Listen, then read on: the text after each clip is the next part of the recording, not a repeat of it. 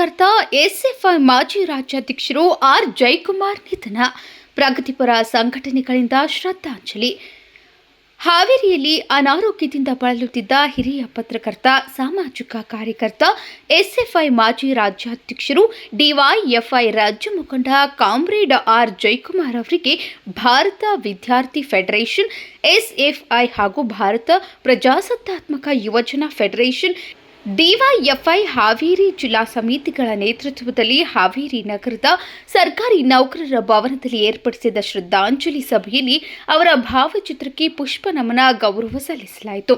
ಹಿರಿಯ ಪತ್ರಕರ್ತ ಆರ್ ಜಯಕುಮಾರ್ 64 ವರ್ಷದ ಅವರು ಅನಾರೋಗ್ಯದ ಕಾರಣದಿಂದಾಗಿ ಶನಿವಾರ ಮಧ್ಯಾಹ್ನ ಮೃತಪಟ್ಟಿದ್ದಾರೆ.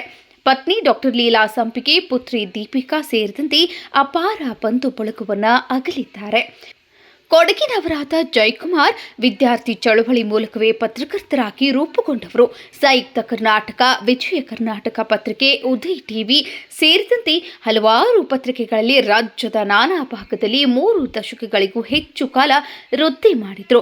ಜನಪರ ಹೋರಾಟದಲ್ಲಿ ಭಾಗವಹಿಸಿದ್ದ ಕಾಮ್ರೇಡ್ ಜಯಕುಮಾರ್ ಅವರು ಇತ್ತೀಚೆಗೆ ಗಾಂಧಿ ಮರೆತ ನಾಡಿನಲ್ಲಿ ಮತ್ತು ಕಾಡು ಹಾದಿಯ ಬೆಳಕಿನ ಜಾಡಿನಲ್ಲಿ ಎಂಬ 2 ಪುಸ್ತಕಗಳನ್ನು ಹೊರತಂದಿದ್ದರು.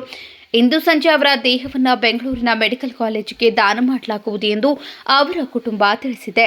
ಈ ಸಂದರ್ಭದಲ್ಲಿ ಹಿರಿಯ ಸಾಹಿತಿ ಸತೀಶ್ ಕುಲಕರ್ಣಿ, ಎಐಟಿಯುಸಿ ಮುಖಂಡರಾದ ಹೊನ್ನಪ್ಪ ಮರಿಯಮ್ಮನವರ್, ಡಿವೈಎಫ್ಐ ರಾಜ್ಯ ಕಾರ್ಯದರ್ಶಿ ಬಸವರಾಜ ಪೂಜಾರ್, ವಕೀಲರಾದ ಬಸವರಾಜ ಹಾದಿಮನಿ, ಕೆಎಸ್ಎಂಎಫ್ ರಾಜ್ಯ ಕಾರ್ಯದರ್ಶಿ ಅಕ್ಷತಾ ಕೆ, ಮುಖಂಡರಾದ ಮೊಹಮ್ಮದ್ ನರೇಗಲ್, ಡಿಎಸ್ಎಸ್ ಮುಖಂಡರಾದ ಉಡ್ಚಪ್ಪ ಮಾಳ್ಗಿ, ಸುರೇಶ್ ಚಲ್ವಾದಿ, ಸಿಐಟಿಯು ಎಕಿ ಹೆಬ್ಸೂರ್, ಡಿವೈಎಫ್ಐ ಮುಖಂಡರಾದ ರೇಣುಕಾ ಕಹಾರ್, ಎಸ್ಎಫ್ಐ ಸಹ ಕಾರ್ಯದರ್ಶಿ ಬಸವರಾಜ ಲಕ್ಷ್ಮಣ್ ಕೆಂಗಪ್ಪಳನವರ್, ಶೆಟ್ಟಿ ವಿಭೂತಿ ನಾಯಕ್, ಮಾರುತಿ ತಳವಾರ್, ಸುಭಾಷ್ ಸೊಟ್ಟೆಪ್ಪನವರ್, ರಮೇಶ್ ವಿ ಉಪಸ್ಥಿತರಿದ್ದರು.